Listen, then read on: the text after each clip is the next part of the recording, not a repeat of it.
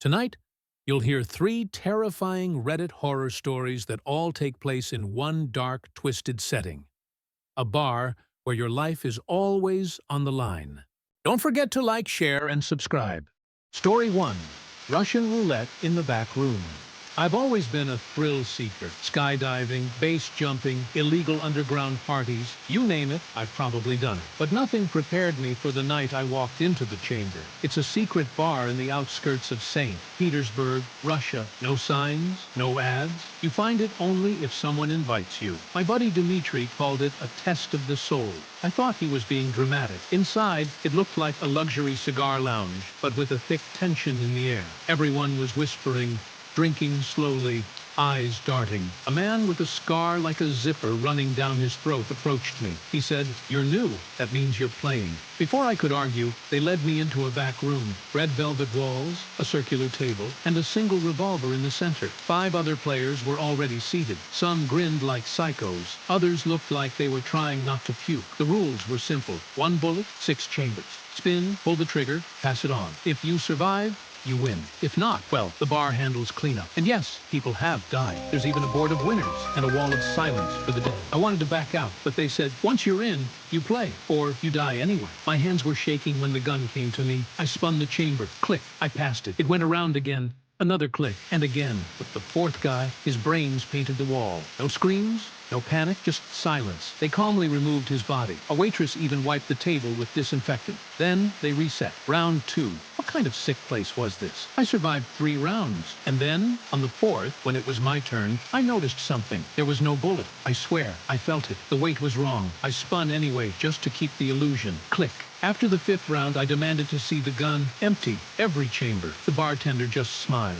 You passed the real test. It's not about surviving death. It's about believing you would die. That's the initiation. Welcome to the chamber. I left that place richer. There was a hefty payout. But I also left different. Paranoid. Changed. Some nights, I hear that click in my sleep. Sometimes, I wake up thinking there's a bullet in my mouth. Maybe next time, there will be.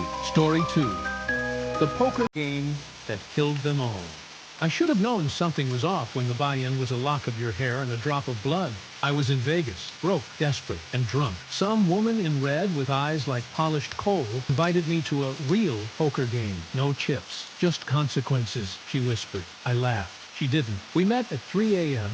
in a forgotten casino basement, the kind with 80s wallpaper and humming neon. 5 other players sat at the table. One looked like he hadn't slept in a decade. Another had skin so pale it looked waxy. The dealer was not right. His fingers were too long. His grin was too wide. And his voice sounded like dry leaves crumbling. Each card was made of bone-white ivory. The suits looked hand-carved. The eyes of the king of spades moved when I blinked. Every round, you didn't bet money. You bet something personal. Your sense of smell. A childhood memory. A heartbeat. I lost a round. The dealer smiled. Your ability to taste sweet things. Gone. And it was. Instantly. Another guy lost his reflection. We saw him, but mirrors didn't. He started crying. Said it felt like he was fading. By round 4, I had lost the sound of music, the taste of chocolate, and my favorite memory of my mother. Then the stakes increased. Final round, the dealer said. Winner takes everything. Losers stay. What did that mean? I won. Somehow, maybe fate felt sorry for me. As I stood to leave, the others screamed, not in pain, but in vanishing. One by one, they crumbled into dust. The woman in red kissed my cheek and whispered, "You owe the game a debt." I woke up in my apartment. My winnings were gone. My teeth were black and crumbling. And every time I dream, I'm back at that table, playing again. They said I won, but I never left. Story 3. The Liar's Bar. There's a bar downtown that only opens at midnight. No windows, no music, just one rule. Tell 3 truths and 1 lie. If the bar figures out which is the lie, you drink. If it can't, you walk out with a wish. Sounds like a fun party game, right? Wrong. My friend Caleb told me about it. Said he won once, got his student loans erased, but he wouldn't tell me what his lie was. So I tried it. The bartender looked normal, but his shadow didn't match him. It twitched when he didn't, smiled when he frowned. He poured me a dark drink that smelled like earth and old coins. Then said, "Speak." I said, "My first kiss was under a full moon. I once killed a bird with a slingshot. My mother died of cancer. I've never stolen anything." The bartender just stared, then smiled wide. "Lie.